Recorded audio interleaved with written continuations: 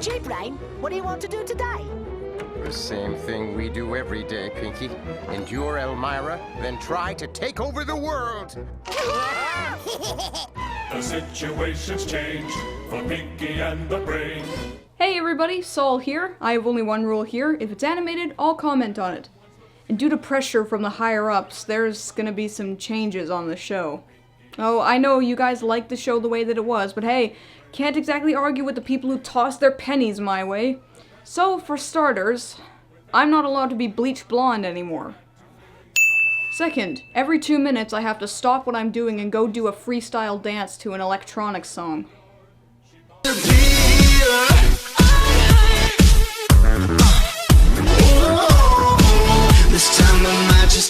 Third, I must get a catchphrase.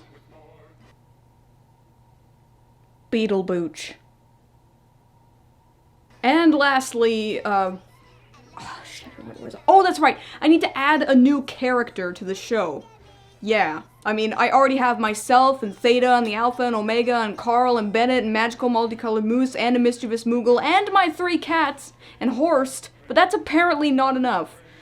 So, without further ado, let me introduce Samuel the Super Pickle. Hey everybody! Great to be on the show! Yeah. So, this is Pinky, Elmyra, and the Brain for the 4th week of Ani-May-Niacs. Pinky, Elmyra, and the Brain is a 2D animated series produced by Amblin Television and Warner Brothers Animation, and is a retooling of its preceding series, Pinky and the Brain, adding Elmyra Duff from Tiny Toon Adventures to the main cast, despite an insistence from the show's producers that neither universe was in canon with the other. The series originally aired in 1998 on the WB, but was later split up into smaller segments and aired the remainder of the episodes as part of the Cat and Birdie Warner Rooney Pinky Brainy Big Cartoony show on Kids WB, making its run a total of 13 episodes over 1 season. Okay, so this thing says you're supposed to have a minimum of 20 words per episode, so I don't know, do you want to just... I'm putting the kosher on grime! This is Pinky, Elmyra, and the Brain.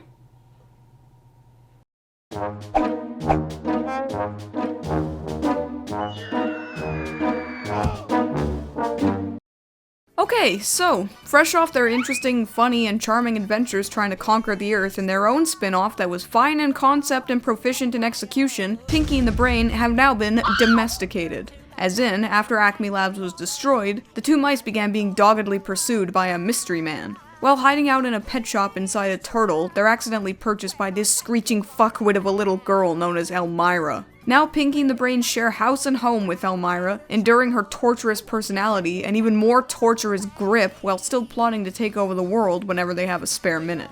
Talk about neutering down a concept, eh? Because of pressure from the network, who wanted to see Pinky and the Brain in a more sitcom-like setting, this whole ghastly affair was thrown together. To be as blunt as I can, this situation wouldn't even be so bad if it wasn't for the proverbial turd in the bowl of Skittles. But we'll get into that in a little bit. Hey, Super Pickle, you want a Skittle? I'm gonna kick the dill out of them!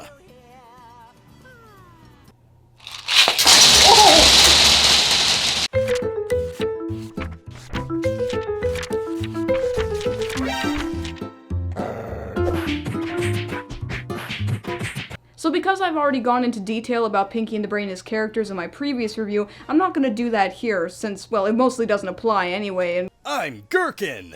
Into action! you are scum. Anywho, yeah, all I can say about the Brain in this series is that he's gone from being somewhat sad and sympathetic to being constantly exasperated and hateful towards a certain someone, which isn't nearly as interesting to watch, in all honesty. Pinky's pretty much the same, good-natured, kind-hearted, and a little on the dim side, so I don't mind him all that much. There's also a side character called Rudy, a neighborhood bully who can't stand a certain blue-bowed someone, but he's basically Nelson Muntz with less jaundice, so there's not much to say. But now let's talk about the giant, pulsating, cancerous growth towering over this series like a crippling, debilitating hernia. namely Elmyra Duff, a loud, obnoxious dunce of a girl who stampedes around her neighborhood, pissing off everyone with her annoying antics and impossibly dense mind. They don't get much more aggravating than this, folks. It's like Elmyra's only goal in life is to make you hate her, and holy Beetlebooch does she succeed at that. Not just because her wretched personality is so repellent that it makes plague rats look huggable, but also because of her propensity to straight up abuse animals. That's what she does. She abuses animals. You may say, oh, it's a cartoon, so it's not that big a deal, but no, let me break this down for you. I'm not saying this in a completely irrational way like PETA or something, who get their pottery smocks in a twist when a fake Italian plumber wears a fake tanuki suit. I'll even freely admit I'm guilty of squeezing my kitties, maybe a little bit too hard now and then. No, I'm saying this because Elmyra's behavior is genuinely disturbing, like watching a surveillance tape on a registered psychopath. Violence against animals in cartoons usually works when the violent one is either equal size or smaller than their victim, or that their victim is a gigantic douchebag to them. But in this situation, Elmyra is not only several times bigger than Pinky in the Brain, but seems completely unperturbed and even delighted by the pain she causes them. This is textbook sociopathic behavior, everyone. We are watching a genuine sociopath. There isn't a single likable thing about Elmyra. She's clueless to the fact that everyone hates her. She has no parental supervision at all because nobody seems to have parents for some strange reason. And she has a propensity to just hijack any potentially funny scene by galumphing in and usually injuring her pets. God, it makes me sick to even talk about it. How could somebody think that that behavior is funny? What do you think, Super Pickle? Somebody ought to call the police on her.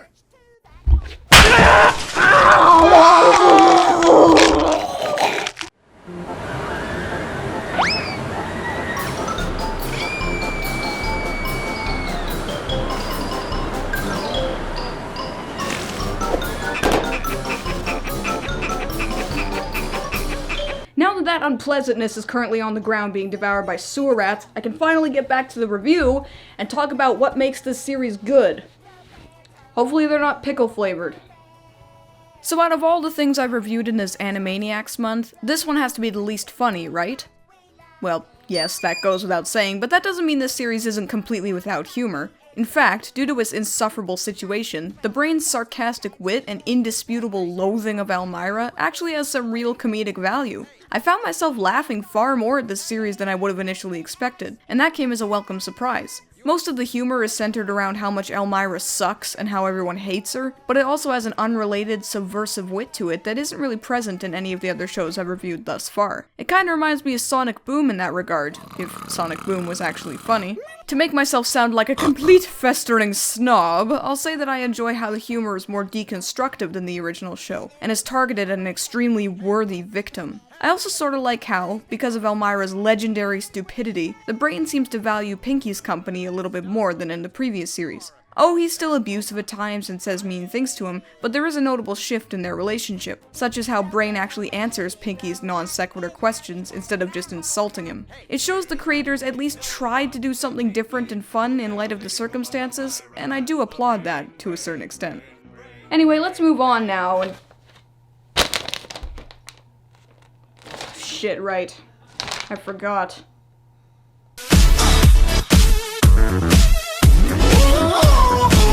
This time I might just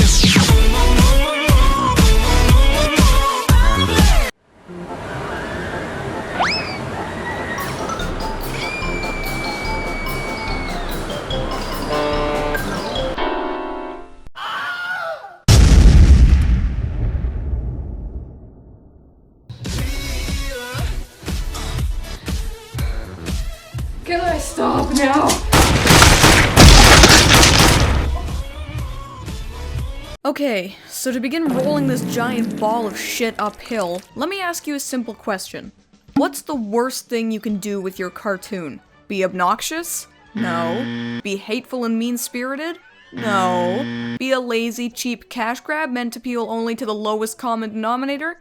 No, not even that. The worst thing you can do with your cartoon is hate it. And it's clear from the first frame to the final second that everyone involved with this show hated it. Nobody even wanted this show to exist, and it even caused some very talented people to leave the network in protest, all because some clueless assholes had to have their way. To me, watching this series is like watching something you'd find on the dark web, or one of those videos terrorists make their captives record. It's watching the slow, painful, embarrassing death of two beloved, charming characters, all at the hands of greedy idiots who didn't understand that intellectual properties mean a lot more to people than just drawings on a cell sheet, or pixels on a screen, or notes on a stave. Creativity should be an opening to success, not a formula for success. It just doesn't work that way.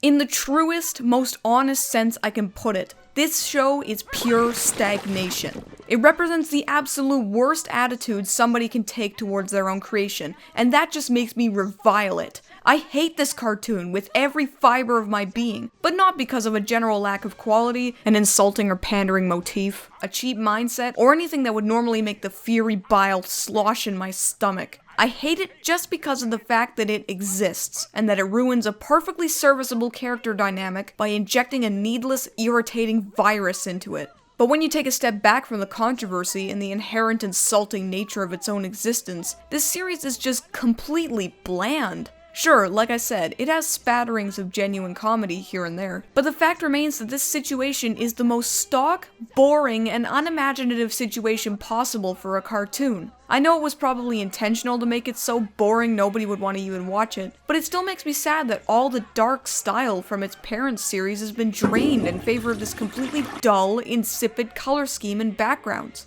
But the ultimate question that comes to mind when I think about this show is simply this. Why should you watch this when you can get everything it offers better elsewhere? It's not just that this cartoon is insulting in its existence, it's that it just doesn't need to exist. For almost every cartoon I've ever seen, even the incredibly shitty ones, I can always see some reason for it to exist. Even if its reason for subsistence is to teach us how not to do things. But with this, it's competent where it matters, and just plain pointless everywhere else, so its existence has no merit even in teaching us the bare basics of right and wrong in terms of animation. Well, I guess that's not quite true. If there's one thing it teaches us, it's to not try to fix what isn't fucking broken! This series has no home in the hearts of its creators, of its characters, its viewers, its broadcast channel, its producers, and most of all, me. Wow.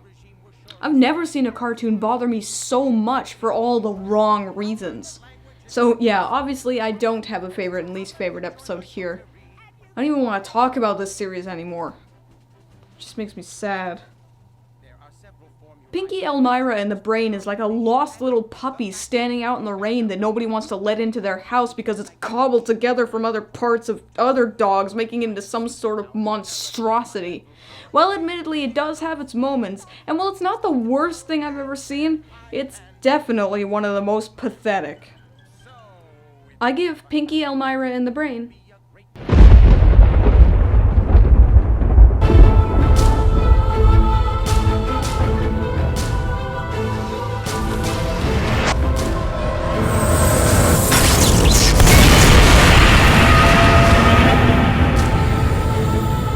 One eye out of 5.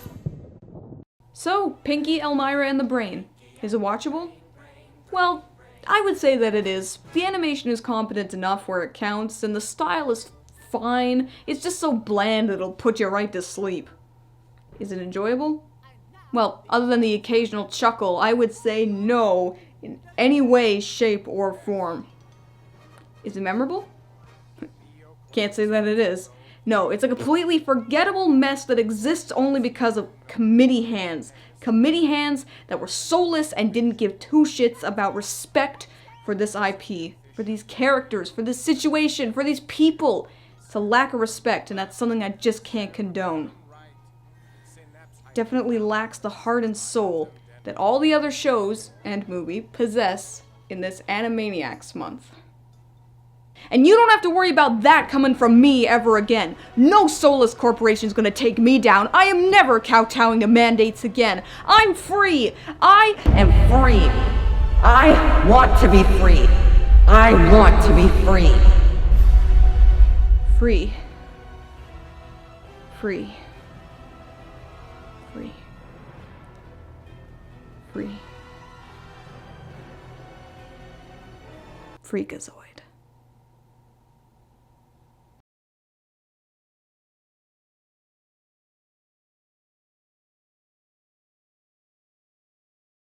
Want to stay up to date with all the latest EyeofSol news? You can follow me on Twitter as well as on Facebook at twitter.com/EyeofSol299 and facebook.com/EyeofSol. I update them every day, so if you want to check out news on the show as well as updates, just follow the links here.